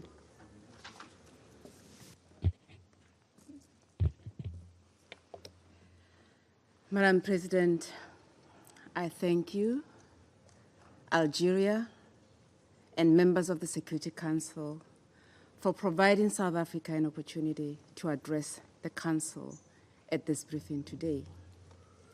We thank the UN Humanitarian Affairs and Emergency Relief Coordinator, Martin Griffiths, for his briefing. This briefing and the statements of many members of the Council that we have heard this morning provides a glaring reflection of the devastating situation in Gaza and the atrocities being committed in Palestine through the targeting of civilians, civilian infrastructure, UN premises, and other vulnerable targets. The actions that we are all witnessing daily by Israel are a violation of international law, including the UN Charter, the Geneva Convention and its protocols. As South Africa has stated before, by its attacks on and kidnapping of innocent civilians, Hamas has also violated international law. Madam President, the events of the past few months in Gaza have illustrated that Israel is acting contrary to its international law obligations, including those in terms of the Genocide Convention. South Africa has thus opted to resort to international judicial mechanisms, including at the International Criminal Court and the International Court of Justice, to seek justice for the people of Palestine. We reiterate that the international community cannot proclaim the importance of international law and the importance of the UN Charter in some situations and not in others, as if the rule of law only applies to a select few. For international law to be credible, it should be uniformly applied and not selective. Accordingly, on 29 December 2023, South Africa filed an application instituting legal proceedings at the International Court of Justice against Israel under the 1948 Convention on the Prevention and Punishment of the Crime of Genocide, with respect to the Israeli conduct in the present conflict in Gaza. The matter was heard in The Hague on 11 and 12 January 2024 in relation to the request for provisional measures. South Africa and Israel are both parties to the Genocide Convention, which has as its objective the prevention and punishment of perpetrators of the crime of genocide, which includes, in accordance with Article 3 of the Convention, genocide, conspiracy to commit genocide, direct and public incitement to commit genocide, attempt to commit genocide, and complicity in genocide. On 26 January 2024, the court delivered its order on South Africa's request for provisional measures, determining that Israel's action in Gaza are possibly genocidal. The court was near unanimous in its order for provisional measures, which include that Israel shall take all measures within its power to prevent all acts of genocide as contained in Article 2 of the Genocide Convention, and prevent and punish direct and public incitement to do so. Israel is furthermore required to take effective measures to provide urgently needed basic services and humanitarian assistance. Madam President, it is not just about more aid. It is about complete, unhindered aid. Further, Israel must ensure effective measures are taken to prevent the destruction of evidence and ensure its preservation. Importantly, Israel is required to provide a report to the court on the measures it has taken to give effect to these provisional measures within 1 month. These provisional measures are directly binding on Israel, which is required pursuant to the court's order and to the Genocide Convention itself to stop all acts by it that are plausibly genocidal. There's clearly no credible basis for Israel to continue to claim that its military actions are in full compliance with international law, including the Genocide Convention, having regard to the court's ruling. Additionally, following the court's order, third states are now on notice of the existence of a serious risk of genocide against the Palestinian people in Gaza. They must therefore also act independently and immediately to prevent genocide by Israel and to ensure that they are not themselves in violation of the Genocide Convention, including by aiding or assisting in the commission of genocide. This necessarily imposes an obligation on all states to cease funding and facilitating Israel's military actions, which are plausibly genocidal. The ICJ ruling, as read out by Judge Donahue of the United States, noted that Israel used the notion of self-defense as it attempted defense of the actions of which South Africa maintained were genocidal. The court only noted that the Israeli defense without giving it any further credence. It did not have to, as the court and the judges are well aware of its own advisory opinion in 2004 in the matter pertaining to the legal consequences of the construction of a wall in the occupied Palestinian territory, where the court asserted that an occupying power cannot rely on Article 51 with regards to the people that it occupies. Therefore, the assertion by the representatives of the United States and Israel that the court reaffirmed the U.S. that the court reaffirmed the U.S. understanding of the issue of self-defense is not accurate.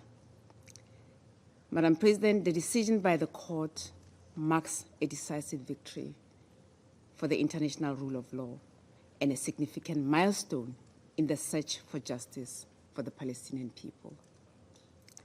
The court's decision also affirms the importance of global governance institutions, including organs of the United Nations.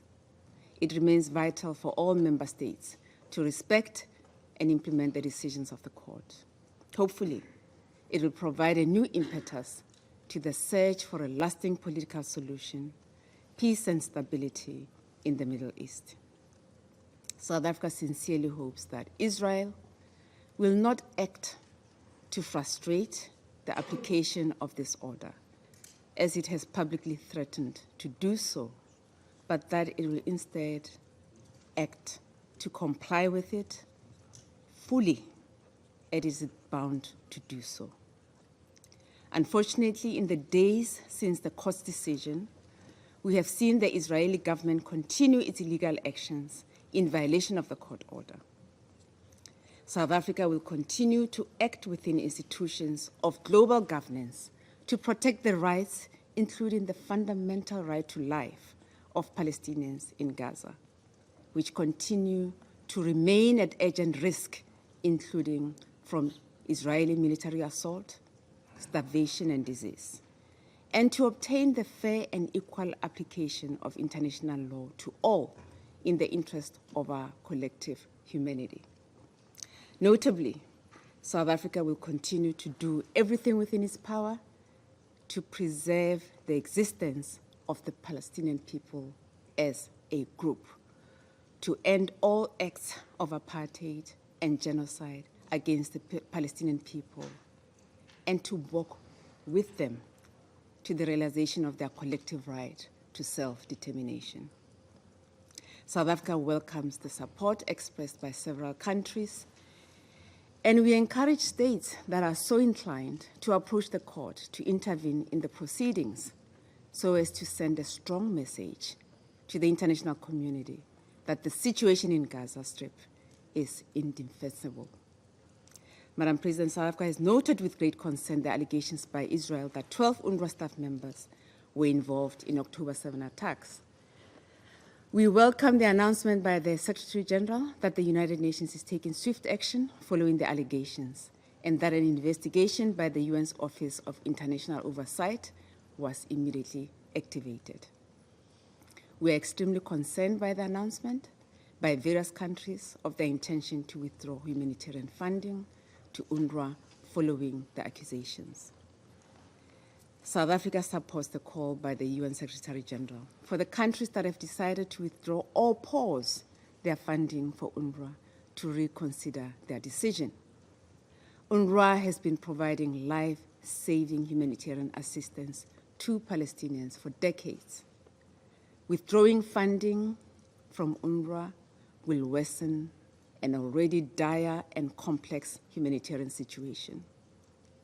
South Africa appeals to those countries to reconsider their decisions. In conclusion, Madam President, South Africa would like to repeat what it stated a few days ago in this chamber. War is never wise. When the use of force is utilized anywhere in the world, irrespective of whether it is lawful or unlawful, the laws of war must be applied, and civilians must be protected. This Council must fulfill its mandate and focus its efforts on enforcing peace. I thank you. Je remercie la représentante d'Afrique du Sud de sa déclaration. Il n'y a plus d'oratrices et d'orateurs inscrits sur la liste. J'invite à présent les membres du Conseil à poursuivre l'examen de la question dans le cadre de consultation. Mais avant de lever la séance, qui est la dernière prévue pour le mois de janvier, je souhaitais adresser les plus sincères remerciements de la délégation française aux membres de ce Conseil, ainsi qu'au secrétariat du Conseil pour l'appui qu'ils nous ont fourni. Au terme d'un mois chargé, nous pouvons nous féliciter d'avoir pu dégager un consensus autour de plusieurs questions importantes dont nous étions saisis, et nous n'aurions pu y parvenir seuls. L'ardeur à la tâche, l'appel et le concours de chacune des délégations, des représentants du secrétariat, y compris des membres de l'équipe d'appui technique, du personnel chargé du service des séances, des interprètes, des traducteurs, des rédacteurs de procès-verbaux et de tout le personnel de sécurité y sont pour beaucoup. Et alors que notre présidence se termine, je sais que tous les membres du Conseil s'associent à moi pour souhaiter très bonne chance à la délégation du Guyana, et qui prend la présidence pour le mois de février. Et je vous remercie, la séance est levée.